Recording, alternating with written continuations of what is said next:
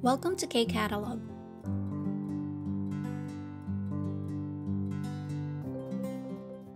Continuation tayo for Level 4 Unit 2, Textbook page 32. Item number 3 na tayo for the reading part. Sabi sa instruction natin, 다음은 1인 가구 증가에 대한 신문 기사입니다. Sabi, the following is a newspaper article about the increasing single-person household. So, yung about sa pagtaas daw ng mga solo na naninirahan na uri ng tahanan yung babasahin natin. Okay, so tingnan natin dito. We have blank. So this one siguro for the title, ano? So first paragraph tayo. 최근 조사에 따르면 1인 가구가 전체 가구 수의 약 30%를 차지했으며 앞으로도 계속 늘어날 전망이다.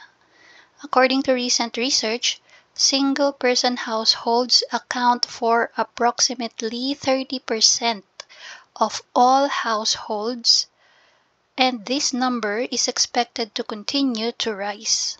Sa Tagalog natin, so kung susundan daw or batay sa pinakahuling ginawang pananaliksik, humigit kumulang, so yung yak dyan, no, approximately or humigit kumulang 30% daw ng bilang na yan ng buong sambahayan ay binubuo ng single-person household or yung mga solo na naninirahan. And ine-expect daw na sa mga susunod pa ay tuloy-tuloy ang pagtaas ng number na yan. Okay, so ibig sabihin parami ng parami yung mga solo na naninirahan. 이렇게 1인 가구가 증가하는 원인으로는 결혼에 대한 가치관 변화, 이혼율 증가, 구령화 등을 꼽을 수 있다. Anong sabi? Factors contributing to this increase include changing values regarding marriage, rising divorce rates, and an aging population. So, ano-ano daw yung mga rason sa pagtaas ng bilang ng mga single-person household? So, binanggit dyan is yung 결혼 대한 가치관, so yung pananaw about sa pagpapakasal. So, nagbago na yung pananaw, no? Kung dati, kailangan maikasal ka, magkaroon ka ng anak, magkapamilya ka. Nowadays, hindi na ganun ka-importante, no? Kung ayaw mo magpakasal, it's okay kung maninirahan ka mag-isa mo, diba? So, another reason daw is pagtaas ng divorce rate and yung aging population or yung pagdami ng numbers ng mga matatanda. Okay, so mas marami yung matatanda kaysa sa population ng mga bata. Second paragraph, 1인 가구가 증가함에 따라 이들을 대상으로 한 상품이 등장하고 이들을 위한 서비스업도 생기기 시작했다. Sabi, as the number of single-person households increases, habang tumataas daw yung mga solo na naninirahan, so products and services tailored to them. So yung idle dito, no, to them, para sa kanila, yung mga single-person household, no, sila daw yung target nung mga tailored products. So pag sabing tailored, sadya, no, pinasadya para sa kanila yung mga klase ng produkto, and nag-start din daw na magkaroon ng mga serbisyo para sa kanila. Okay? So, again, no, products and services tailored to them are emerging. So, hindi lang basta yung mga products, pati mga serbisyo. Okay? Next.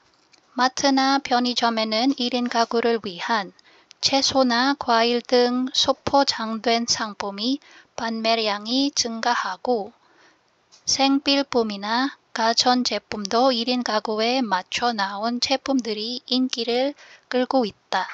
So, anong sabi dyan sa part na yan? Sales of small packaged products like vegetables and fruits for single-person households are increasing at supermarkets and convenience stores. So, itong 마트 hanggang 중가하고 muna tayo. So, sabi dyan, tumataas daw yung benta. Okay, so, 판매량이 증가하고. Tumataas yung benta sa mga mart or supermarket para sa mga solo na naninirahan. Ano yung mga tumataas ang benta? Yung mga products na naka-pack ng maliliit, katulad ng gulay at prutas. So, for example, pag pumunta ka sa mart, may makikita ka dun mga maliliit na tawag dito, danhobak or yung kalabasa. So usually pag kalabasa, 'di ba, malalaki siya. So dito mga maliliit na kalabasa yung binebenta kasi nga marami yung mga solo na naninirahan. So another example is yung repolyo. 'Di ba malaki yung repolyo. So hindi mo naman kailangan 'yun kung mag-isa ka lang na naninirahan. Napakarami sa nung isang malaki na 'yun, no? So usually binebenta kalahati o kaya 1/4. Yan. So dito naman tayo sa 생필품이 na. Yan. So sabi dito, yung home appliances tailored to single-person households are also gaining popularity.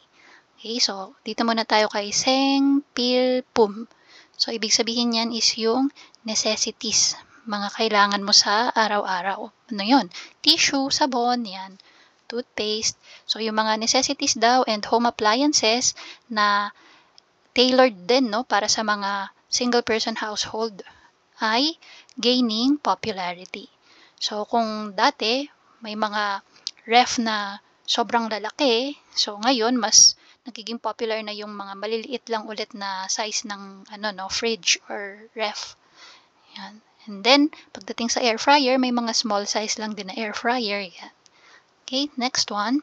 이뿐만 아니라 소형 아파트나 오피스텔도 꾸준히 인기를 얻고 있으며 청소, 장보기, 대여, 짐 보관 등 1인 가구를 위한 서비스업의 규모도 점점 커지고 있다. Yung dito, no, from mart hanggang sa may home appliances, ayan yung mga example ng mga products na tailored or talagang sinadya para sa mga single person household or mga solo na naninirahan. And then, dito naman sa part na to, ayan, ito naman yung mga example ng services tailored ulit para sa mga single-person household. So again, ang sabi niya dyan, furthermore, small apartments and office stalls are also steadily gaining popularity.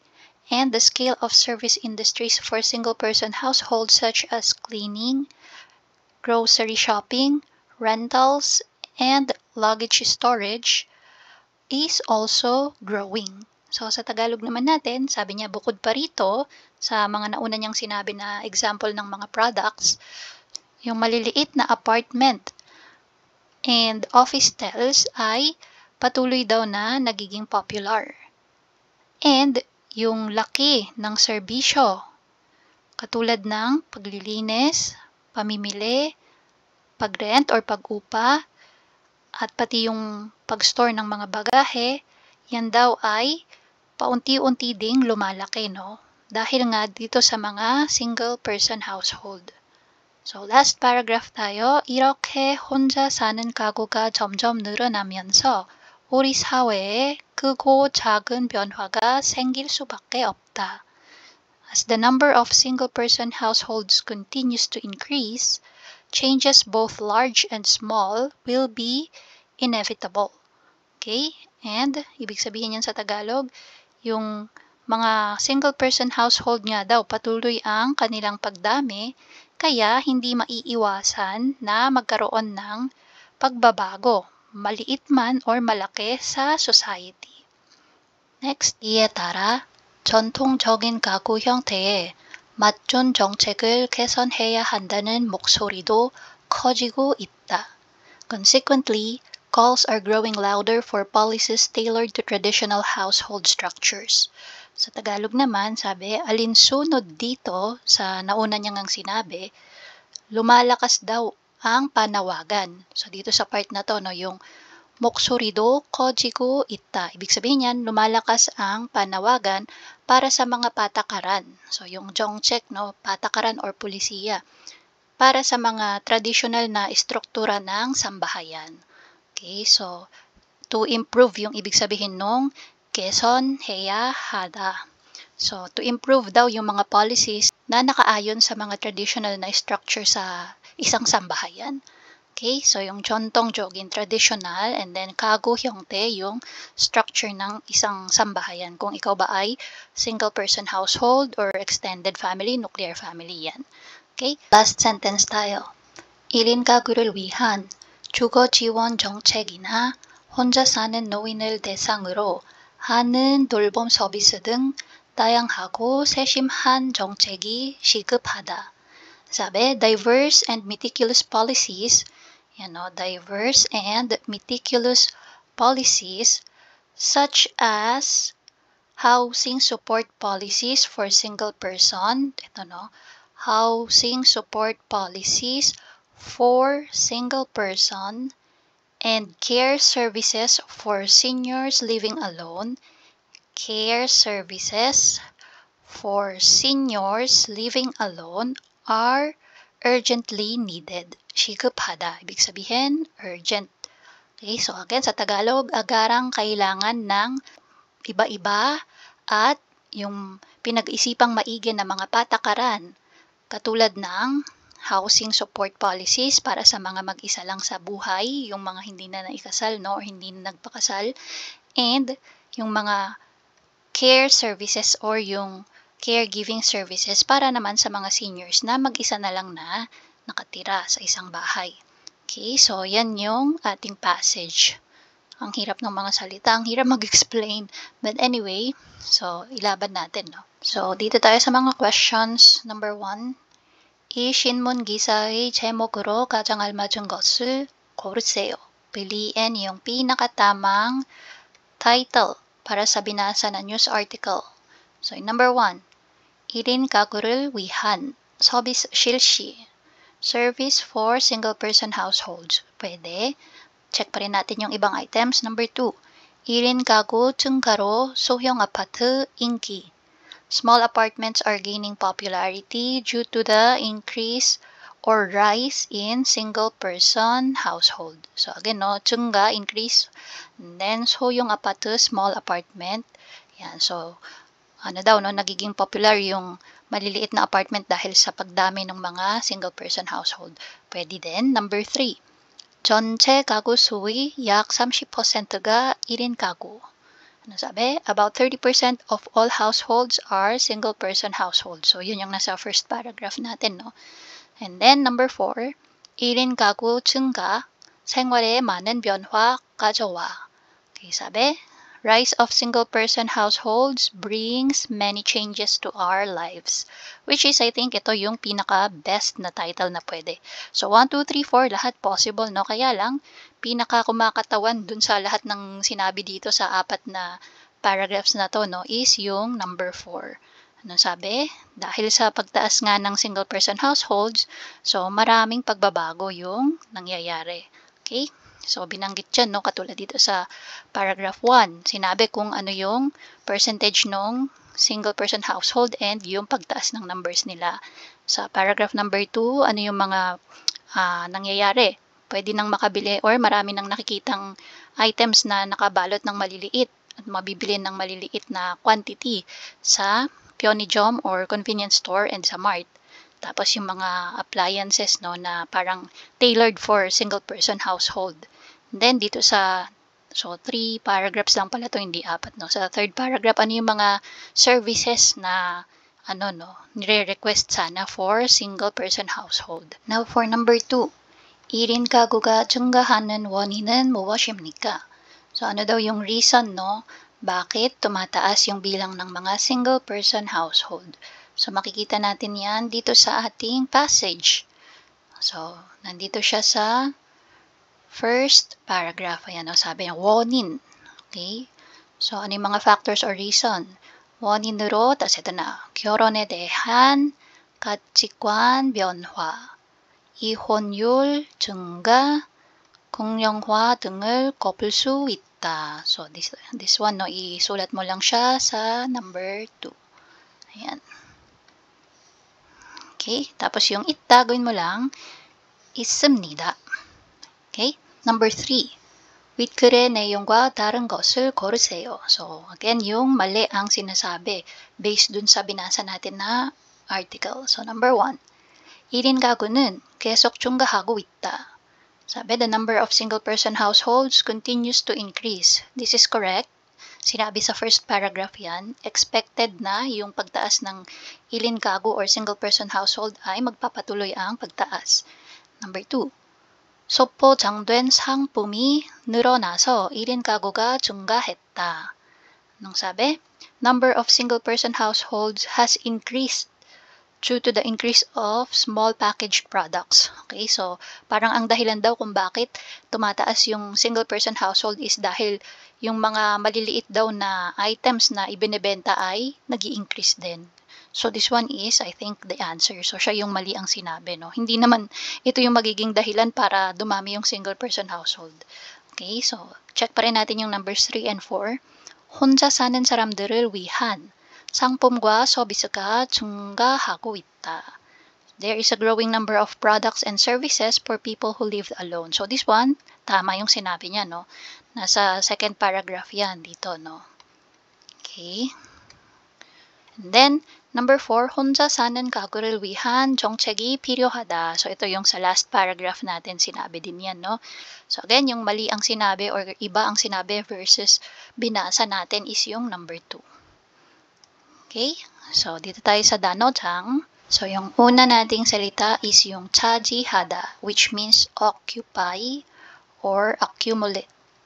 So dun sa first paragraph natin, sinabi na yung nag-accumulate ng single person household is 30%. Okay, so 차지하다, balikan lang natin, no? Ayan, so ito, no? 수위, ibahin natin ang kulay yan. 수위 약 30%를 차지했으며. So, yung 차지하다 dyan. Okay? Next. 구령화. Ibig sabihin yan is yung aging. So, aging population. Kung saan yung populasyon is mas madami yung numbers ng mga matatanda na. And then, kupta. Ibig sabihin to pick. Okay? Pumili. Then, 등장하다, ibig sabihin to appear.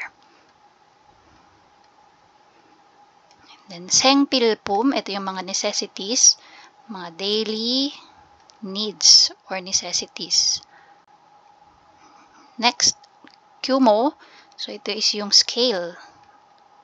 Kaano kalaki? Okay, yung pinag-uusapan dyan. Okay, so next, 전통적, traditional. 정책, again, policy. 개선하다, to improve. 주거, housing. 지원, support. 세심하다, meticulous. Then 시급하다, urgent. Okay, so that's for the reading part ng level 4 unit 2. Kahaba-haba naman. And that's it. If you find this video helpful, please hit the like, share, and subscribe button. So I still hope to see you in the upcoming videos, and again, thanks for watching.